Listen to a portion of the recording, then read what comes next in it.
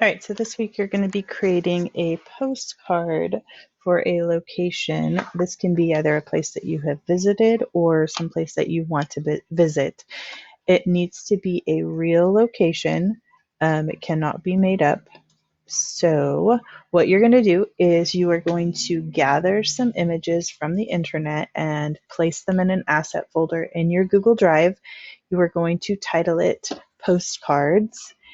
And in that folder, you are going to have images of the location. Make sure you have plenty of images.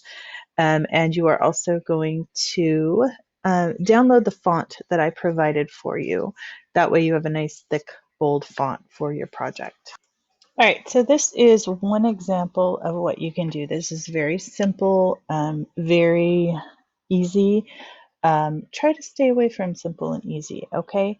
So what I have here is I have my image, my background image. I'm going to break this down and let's go ahead and delete this one because I didn't use that one. So I have my background image and then I just have some text, right? So think about the hierarchy of text, your composition of where you're placing your text. On my postcard, I put greetings from California and then added Disneyland. And for the Disneyland text, I just did a warp. If you select it, I did a warp using the rise. So it kind of gave it that flag look. And then I just adjusted the bend. I added 2 strokes. So my first stroke, let's see, my first stroke is 3 pixels, and that is the blue. Then I added a second, which I increased the size to 6. That way it went outside of the blue. So if I hide this, you can see now it's just the blue. And then I added a second one, so I doubled it because I wanted it to extend beyond this 3 pixels. So I just doubled it in size to 6. And I'm actually going to change this color to red. Could even make it white. I don't know. Okay, so this is very, very simple, right? Super easy. If you're just looking to get a grade on this, this is what you would turn in. But I would love to see you guys take it one step further.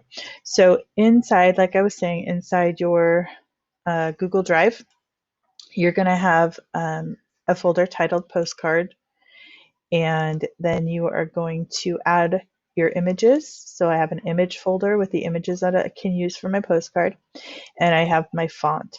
So I'm going to share this font with you in the assignment. So the font that I used was the Futura Bold. This is a great font to use for headlines and titles. It's very versatile. It's a sans serif font, so it works really well with lots of different designs. So that's the one that I used, was this one, Futura Bold. So to download it, you're going to click on it and just click download. Let me see, where's my download? And then once it's downloaded, it's here. I'm going to go to Photopea and I'm going to go to my text tool, click on the type option, go to load font, find the font that I just downloaded, which is right here, and hit open. And it's going to ask if I want to load it next time I use the editor. I'm going to hit cancel because I already have it loaded into my font. And to find it, just type in the word Futura and then it'll be located. All right, so like I said, this one is very simple. I want you guys to think about taking it a step further. So I have gathered some more images that I want to use for my project, and I'm going to go ahead and open this up. And I'm just going to download a couple of them. I'm not going to do all of them right now. So I'm going to just download this one. And let's download a couple more really quick. So I'll just do 3. All right, so I want to show you how to get those images into this text. All right, so what I'm going to do is click on my Disneyland font, and then I'm going to click on my magic wand tool, which is here. And let's go ahead and zoom in. What I'm going to do is use my magic wand to select the letter D. And then I'm going to go ahead and create a new layer. And I'm going to rename this D because this is the D. And I'm going to fill that in with a color because in order to have a layer mask, we have to have a color on our image. So I'm going to go ahead and hit paint bucket and I'm going to fill it in with white. It's not a huge deal because I'm going to actually create or put my image in there. So I'm going to go to open in place and find the picture, one of the pictures that I just downloaded. So let's go with this one. All right, so the submarine. So I'm going to go ahead and move this and I'm going to resize it. So I need to deselect my font because I already created my letter. And I'm just going to move it. And I may change the picture. And you're going to see that depending on your pictures and your letter sizes, one may work better in another location. So we'll just see what it looks like. And now I'm going to go ahead and create a clipping mask.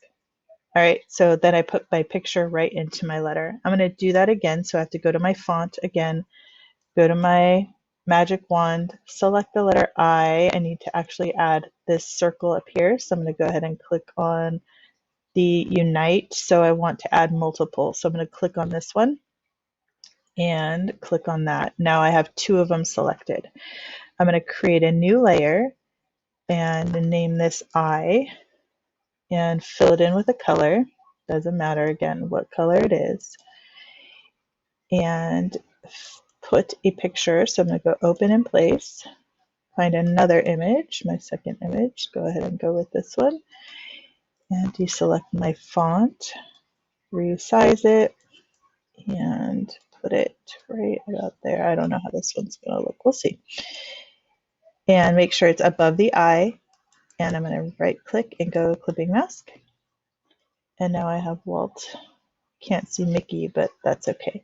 All right, so I'm going to repeat this process for each letter in my word. Create a new layer. This is going to be S. Fill it in with a color.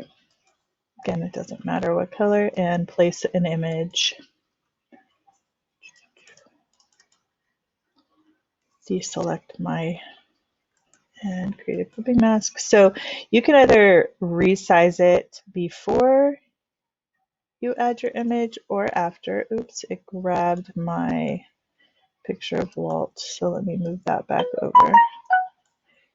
Go back to my S and resize. So depending on your letters and the picture again that you've chosen will depend on the placement of your picture. All right.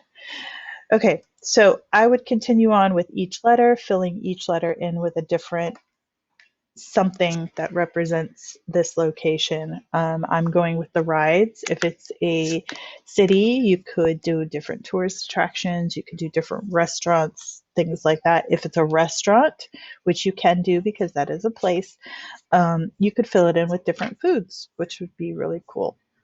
All right, so what you need to have is a background image, greetings from wherever, and then the location.